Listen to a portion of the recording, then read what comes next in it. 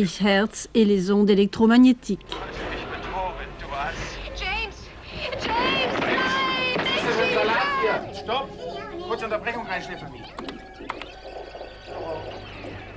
Perturbations dans le réseau de télédiffusion. Les programmes du soir sont interrompus dans des millions de foyers. Activité fébrile à la tour de la radiodiffusion à Hambourg.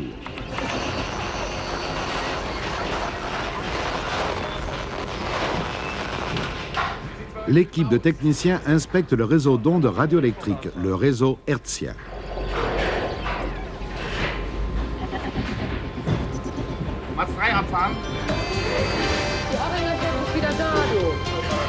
Le problème est réglé, la télé marche.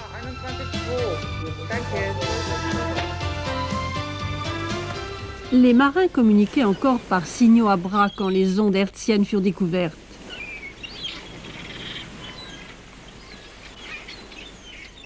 Heinrich Hertz est né le 22 février 1857 à Hambourg, en Allemagne. Le voici avec son frère à droite sur la photo. La famille faisait partie de la haute bourgeoisie. Le père, Gustav Ferdinand. Et la mère, Anna Elisabeth. Le jeune Heinrich révéla très vite de nombreux talents que ses parents encouragèrent.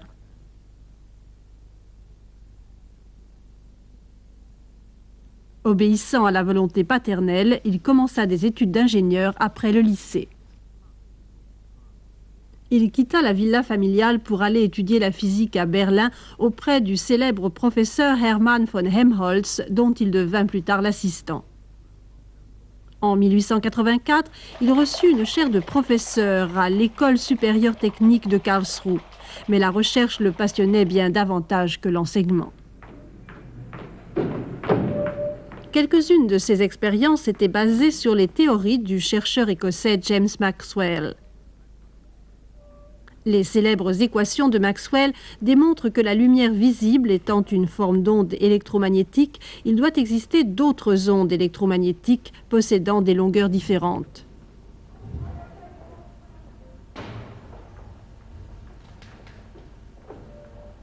« 1886.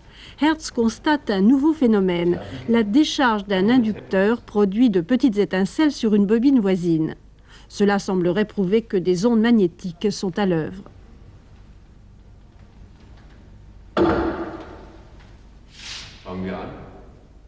Aidé de son assistant, il commença à étudier systématiquement ce phénomène. Il construisit d'abord une installation comprenant un émetteur à gauche sur le bureau et un récepteur à droite.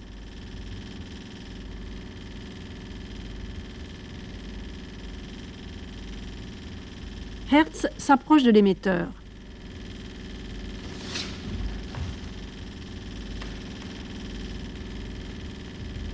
Ça fonctionne. À une distance de 2 mètres, le récepteur émet lui aussi des décharges électriques. Hertz en est certain à présent, des ondes électromagnétiques invisibles produisent ce phénomène. Elles se propagent dans la salle et transportent les tensions qui engendrent les étincelles du récepteur. Helmholtz, l'ancien professeur de Hertz, fut le premier à être informé de ces découvertes sensationnelles. Son verdict, bravo. Hertz publia le résultat de ses expériences sur la vitesse de propagation de l'effet électromagnétique. Il poursuivit assidûment ses recherches. Il écrit dans une lettre à ses parents « Je travaille comme un manœuvre en usine, répétant chaque geste 1000 fois et ne faisant rien d'autre que percer des rangées de trous pendant des heures. » Il fait part de ses progrès à son père, devenu entre-temps sénateur de Hambourg. Si l'effet magnétique est vraiment de caractère ondulatoire, on peut également prouver des phénomènes typiques tels la réflexion et l'interférence.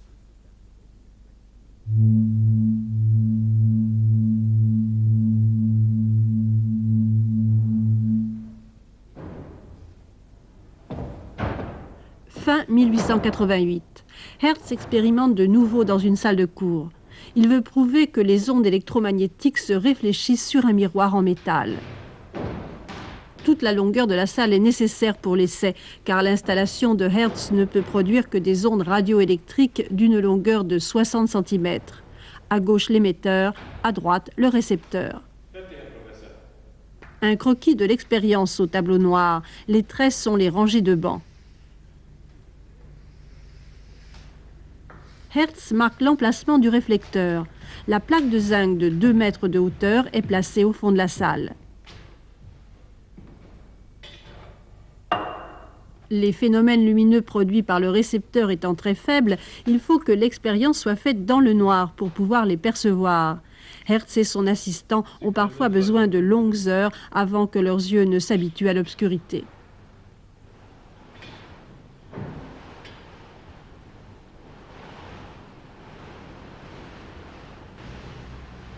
L'inducteur est mis en marche.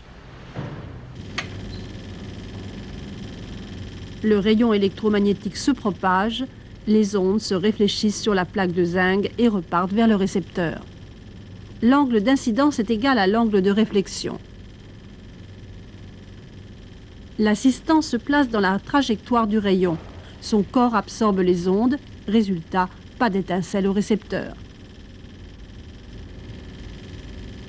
Ces expériences permirent à Hertz de déceler les propriétés des ondes électromagnétiques. Une des propriétés nous intéressant tout particulièrement, les interférences. Elles perturbent ou renforcent la réception des ondes dans nos postes de radio ou de télévision. Une onde arrive à notre antenne. Nous recevons un signal. Une autre onde, créée peut-être par la réflexion, vient se superposer à la première onde. La réception est renforcée si toutes deux vibrent dans la même direction.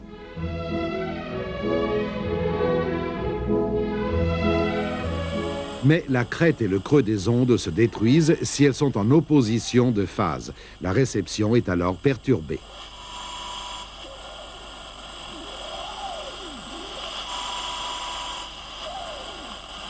Mais retournons à notre inventeur. Le professeur Hertz avait entre-temps acquis une célébrité mondiale. En 1889, il était appelé à l'université de Bonn.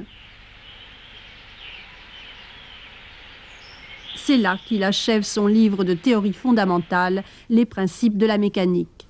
Il meurt avant la publication de son ouvrage en 1894. Il succombe à une septicémie juste avant son 37e anniversaire. Sur son lit de mort, il écrit à ses parents « S'il devait m'arriver quelque chose, ne pleurez pas. Mais soyez un peu fiers de moi et pensez que je suis de ces élus qui ont une vie courte mais bien remplie. » La science rendit hommage à Hertz en donnant son nom à l'unité mesurant les fréquences. Une unité hertzienne est égale à un cycle par seconde. En Europe, le réseau de courant électrique alternatif a une fréquence de 50 Hz. Cela équivaut à une longueur d'onde de 6000 km. Les ondes du courant à basse fréquence sont 10 fois plus courtes. Dans la gamme des ondes par ordre de longueur décroissante, les fréquences des ondes de radio et de télévision.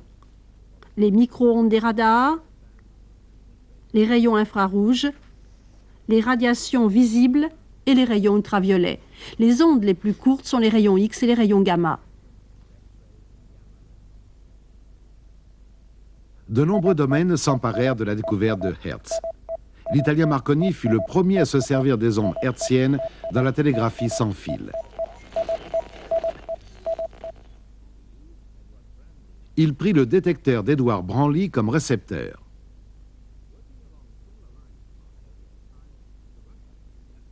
Le Russe Alexandre Popov, rival numéro 1 de Marconi.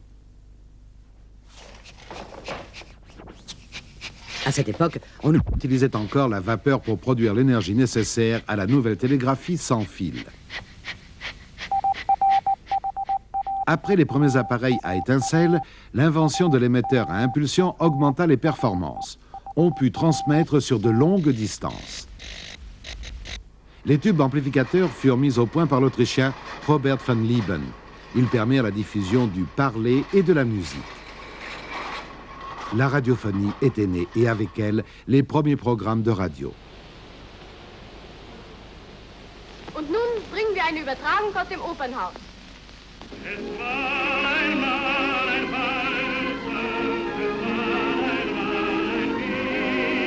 L'ère des médias démarra en flèche.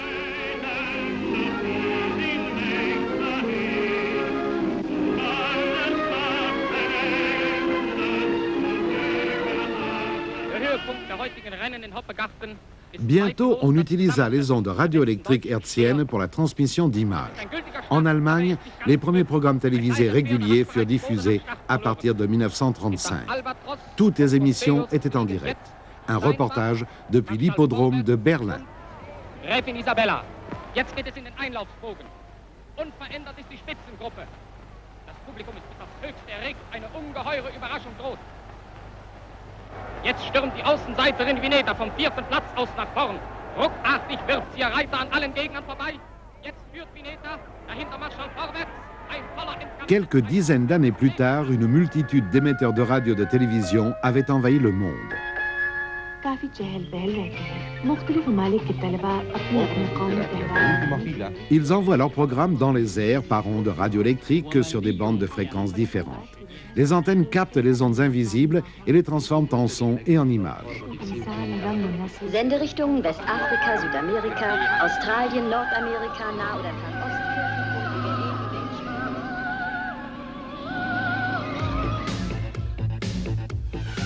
Aujourd'hui, de nombreux secteurs utilisent les ondes hertziennes. Les services de radiocommunication transmettent également sur des fréquences radio.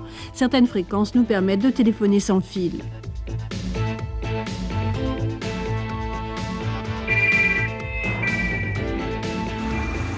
La télécommunication, partout à toute heure, le summum du progrès ou une vision d'épouvante.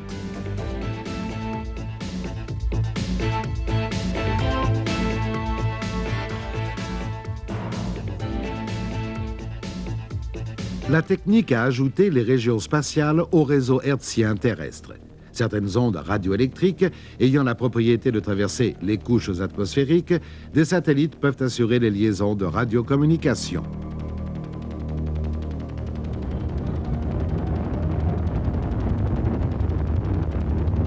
Mise en orbite d'un satellite de télécommunication.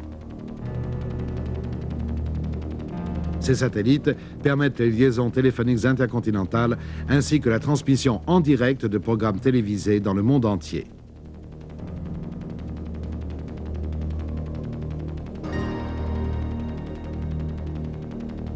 De grandes stations terriennes envoient des programmes télévisés par miroir parabolique aux satellites qui les retransmettent autour du globe. Le miroir parabolique, symbole de l'ère du satellite. Des centaines de satellites de télécommunications occupent aujourd'hui notre univers spatial.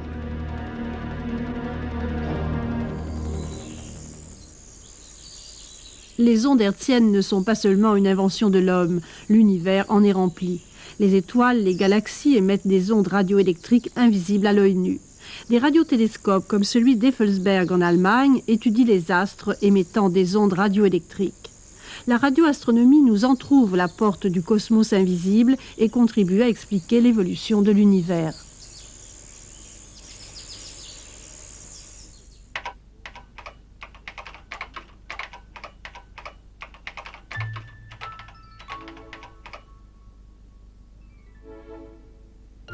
Reproduites en couleur, les ondes radioélectriques émises du centre de la Voie lactée.